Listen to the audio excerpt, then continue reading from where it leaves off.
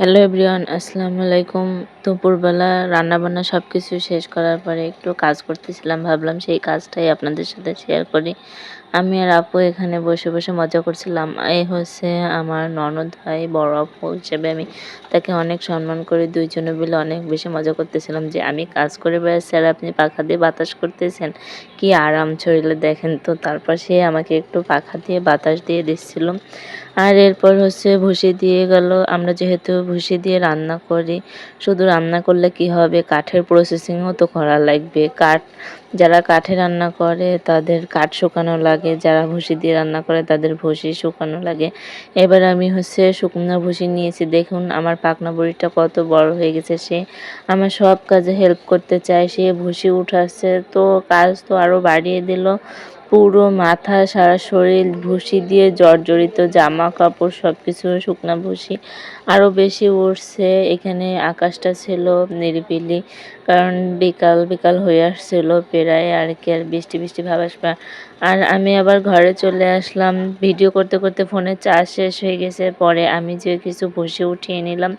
এরপর ভুসি উঠানো কমপ্লিট। এখন হচ্ছে আপনার উঠান ঝাড়ু দিতে হবে। উঠানে ময়লা থাকলে আমার তো একদমই ভালো লাগে না, আর গ্রামের বাড়িতে তো উঠান ঝাড়ু দিতেই হবে, ময়লা রাখা যাবেই না। আমারও একদমই নোংরা পছন্দ হয় না। আমি প্রতিদিন উঠান 2 বার প্রায় ঝাড়ু দেওয়া পরে আমার ঝাড়ু না দিতে পারলে আমার মাথার মধ্যে খারাপ হয়ে যায়। আমাকে তো বাড়ির সবাই রাগ করে যে তুমি এতবার উঠান ঝাড়ু দাও কেন। উঠানে ময়লা থাকলে কি ভালো দেখা যায়, পরিষ্কার রাখলে অনেক বেশি সুন্দর দেখা যায়। এখানে আপু আমাকে কি যেন একটা জিজ্ঞাসা করতেছিল, আমি তাই হাসতেছিলাম। এখানে এসে আপু ঘরের সামনে ঝাড়ু দিচ্ছিল। ভুসি উঠানো কমপ্লিট, ঝাড়ু দেওয়াও কমপ্লিট। এখন ভুসির বস্তাগুলো আমাকে ধরে ধরে রান্নাঘরে নিতে হচ্ছে। আজকে ভুসিগুলো ভিজা না, এই জন্য বেশি একটা কষ্ট হয়নি। শুকনো ভুসি বললে হালকা হালকা লাগছে।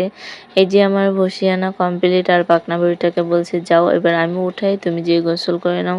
সে গোসল করে চলে এসেছে। আমার ভুসি রান্নাঘরে আনা কমপ্লিট, কারণ মেঘলা মেঘলা হয়েছে, বৃষ্টি আসতে পারে, বৃষ্টিতে ভিজে গেলে একটুও জ্বলবে না। আর এদিকে হচ্ছে চুলার উপরে দুধ দিয়ে রাখা হয়েছে। গ্রামের দিকে কিন্তু এই চুলার উপর দুধ দিয়ে রাখে, কারণ দুধে একটা সুন্দর সেন্ট আসে, এই জন্য। এরপর হচ্ছে আমি আর বাবু হচ্ছে মিষ্টি আলু পোড়া খাচ্ছিলাম। মিষ্টি আলু পোড়া খেতে কিন্তু অনেক বেশি মজা লাগে, মিষ্টি মিষ্টি একটা ভাব। আর অনেকে সিদ্ধ করেও খাই, আমরা পুড়িয়েও খাই, সিদ্ধ করে খাই। এরপর মেঘলা মেঘলা একটা আকাশ, বলছিলাম বৃষ্টি পড়া শুরু হয়ে গেল। এখানে যে আমি জানলার কাছে দাঁড়িয়ে দাঁড়িয়ে একটু ভিডিও নিচ্ছিলাম। বৃষ্টি পড়তেছিল, বৃষ্টি দেখতে অনেক বেশি ভালো লাগতেছিল। আর বৃষ্টি পড়ে সবুজ ঘাসগুলো কত সুন্দর সবুজ হয়ে আছে, মানে রোদ্দুরে ওদের অবস্থা বেহাল হয়ে গেছিল মানুষের মতো। ভিডিওটা এই পর্যন্তই। আজকের মতো ভিডিওটা আপনাদের কাছে কেমন লাগলো, যদি ভালো লেগে থাকে